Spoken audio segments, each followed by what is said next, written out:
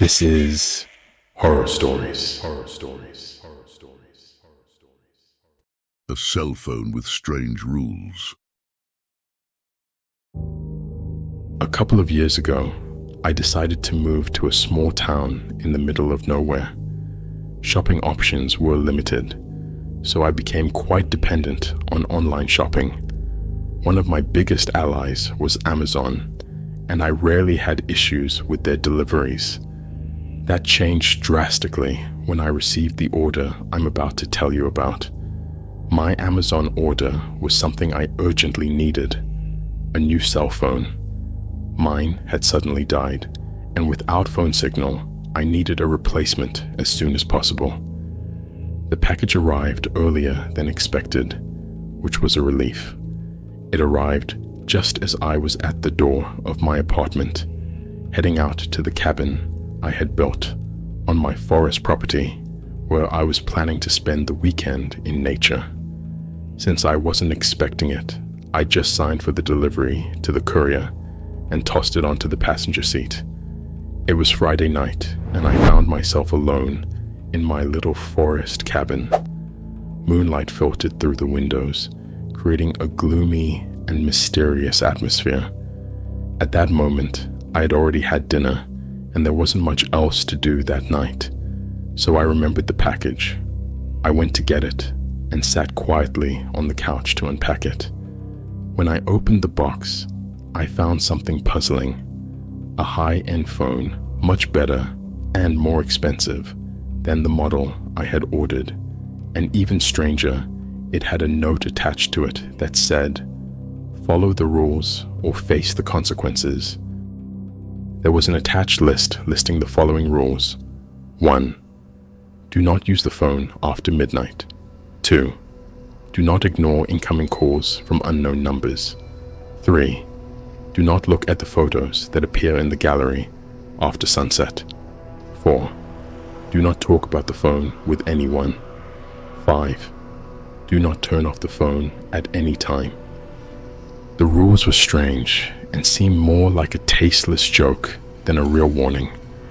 However, something inside me urged me to take them seriously.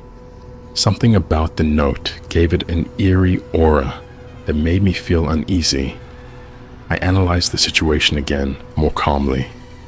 I had a much better phone than the one I had paid for. A note wasn't going to prevent me from enjoying it. Regarding the first rule, I decided I didn't believe any of what I had read, and since I was alone and had nothing else to do, past midnight, I was still making the necessary configurations to set up the device to my liking. Suddenly, a flash from the camera, and I don't remember anything else. I woke up around 8 in the morning on the couch, dressed in the same clothes with vague images in my mind that I couldn't distinguish if they had been dreams or reality. Basically, I remembered myself in a clearing, in a forest, in front of a figure standing on a rectangular stone with a mystical aura. I remembered it was such a beautiful sight that I couldn't look away, and it had said something to me, but its words hadn't registered in my mind. My thoughts wandered with that scene, trying to see if I could remember the words while I was preparing breakfast, when suddenly the phone rang with a strange melody which had nothing to do with the one I had set up the night before. I looked at the screen. It was an unknown number. The second rule, I thought. It didn't seem risky to answer the call, and I didn't intend to disobey a new rule on purpose, just to defy fate. So I picked up the phone. Hello? I only heard heavy breathing on the other end of the line. No one spoke. I insisted. Hello? Is anyone there? No one responded, and then the call was disconnected. From that moment on, I felt the strange sensation of being watched. Throughout the morning, there were repeated calls from unknown numbers, all similar to the first one. I began to suspect that something sinister was happening. I checked the note with the list of rules. and upon reading the third one, it occurred to me to check the photo gallery.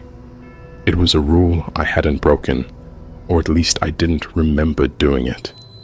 Another thing I hadn't done was take photos, so I was surprised to find a photo when I entered the gallery.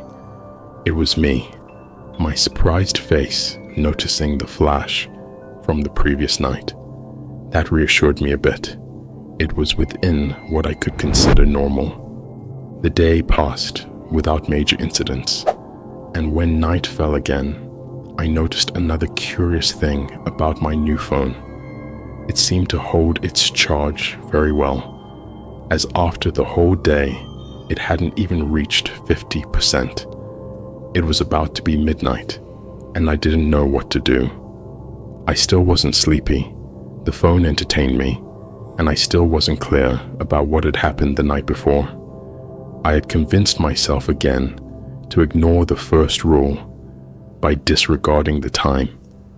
A few minutes after midnight, another flash surprised me, and I woke up again around 8 in the morning, this time on the porch of the cabin, in a rocking chair where I liked to sit to enjoy the scenery. Memories of the same figure from the previous night came back to my mind, although now they were a bit clearer, and there were more details. I remembered that I wasn't alone looking at the figure. Around me, there were others like me. Although I didn't remember their faces, I did feel the sensation that everyone was in some kind of trance, looking at the figure that also caught my attention.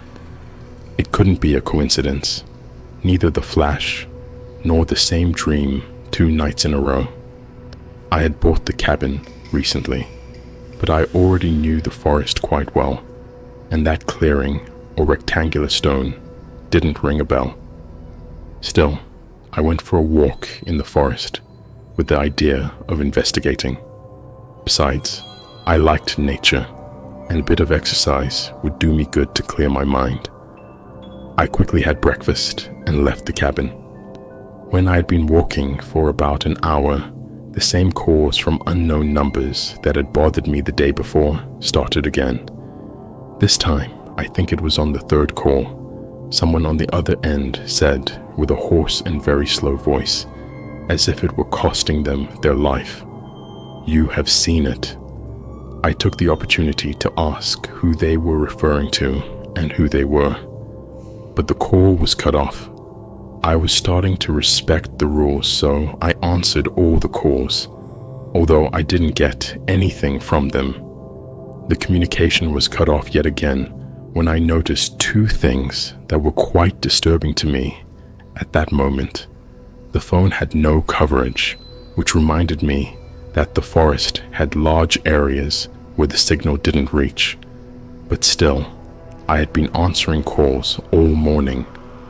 The other thing that struck me was that the phone's battery was at 70%, and I hadn't charged it since I had opened the package. I couldn't find much explanation for either of the 2 things. It was practically impossible that I could have received all the calls without problems while walking through the forest. And as for the battery, the only thing I could think of was that I had charged it at some point during the night, a night I didn't remember anything about, not even how I had ended up waking up on the porch. Everything was starting to get very strange since I had the phone in my hands. Suddenly, a reindeer crossed my path. It was beautiful. I love animals, and like many of you would, I pulled out my phone again to record a video. It was a short video, as shortly after I started recording, it decided to jump and quickly disappeared into the trees. I went into the gallery to see how the video had turned out, and once again, I found a photo where I appeared, dazzled by a flash, and something else. Behind me, there was a figure watching me from the darkness. I couldn't tell if it was a man or a woman, but it didn't matter. I was alone in the cabin. What on earth was happening? I decided to return to the cabin because it was almost noon and I was hungry.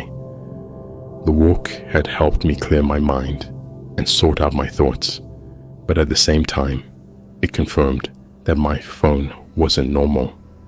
When I arrived, everything was in order. I prepared my meal and decided to take a short break before preparing to return to town. Apparently, I was more tired than I thought because I woke up in the hammock I had set up between two trees well into the afternoon. Well, it had been very relaxing, but now I had to return to town. When I got home, the sun had already set. The apartment was cold, so I turned on the heating and prepared a hot bath. I was enjoying the warmth of the water while reading the news when a co-worker messaged me to ask what I had been up to over the weekend. It happened without thinking, and before I knew it, I was opening the gallery to send her the video of the reindeer I had recorded that morning. That's when I started to see photos I hadn't taken. Terrible photos. Photos that no one in their right mind could have in a photo gallery. There was blood, there were torture instruments, there were grotesque shadows, and the last one was a photo where a figure stood on a rectangular stone. It couldn't be. It was what I had seen in my dream. The figure was black, with a white aura around it that made it glow, but I couldn't distinguish its face. Without realizing it, I had broken the third rule, and the consequences didn't take long to appear. As soon as I set the phone aside, the lights went out, and I assure you, the water in the bathtub started to heat up on its own until I had to get out because I couldn't stand the heat. The room was filling with steam, but it had a strange smell. I couldn't say what it was. Suddenly, the phone rang. It was an unknown number. I had never been called in the afternoons. I picked up and said, "Yes." This time, the response was immediate, and I recognized the same hoarse and raspy voice I had heard before in another call. "You've seen it. You've broken the rules, and you don't have much time left. If the phone's battery reaches 100%, you're doomed," I asked, without much hope of getting an answer. "What can I do?" He replied, "Are you willing to do whatever I tell you?" At that moment, I knew I had no alternative. I was convinced that the phone had some power over me. So I replied, "I'm willing." His words echoed in my mind as the room filled with that strange steam. "You must get out of there, leave the apartment, and leave the door open to air it out, because what you smell will put you to sleep forever. Then put the phone back in the same box you received it in, package it, and leave it at your door. Someone will come to pick it up." And then he hung up. My legs were starting to fail me as I made my way to the door. I opened it and went outside as I took deep breaths of air. I was sure I would have fainted if I had stayed inside for another minute. I waited for all the steam to dissipate and didn't waste any more time. I grabbed the phone and put it back in its box. As I did so, I noticed that its battery was at 95%. I packaged it and without further ado, left it at the door as the stranger had instructed. I locked the door and collapsed on the sofa, exhausted. This time, nothing like the previous nights happened. I was fully aware of when I fell asleep because it took me a long time to calm down enough for sleep to overcome me. That night, there were no nightmares or strange dreams. I woke up the next morning with my alarm to start working. Curiosity got the better of me, and I opened the door to check, not surprisingly, that the package was no longer there. After what happened that weekend, everything returned to normal. I ordered a new phone, and it arrived as a normal delivery, without any problems. I have many questions in my mind that need answers, but that I can't give right now. Was what I saw in dreams just a dream? What the hell was going on with that phone? And why did it have to follow some rules? Who was the stranger who helped me? What happened to the phone? Right now, maybe another person is being influenced by it. What would have happened if I hadn't answered the calls from the stranger? And apart from all those questions, I have realized that there is one more question that bothers me and that I might be able to answer soon. I am aware that by telling this story, I am defying rule number 4, and I may have consequences that I still don't know about. I hope to be able to continue telling you more in the future.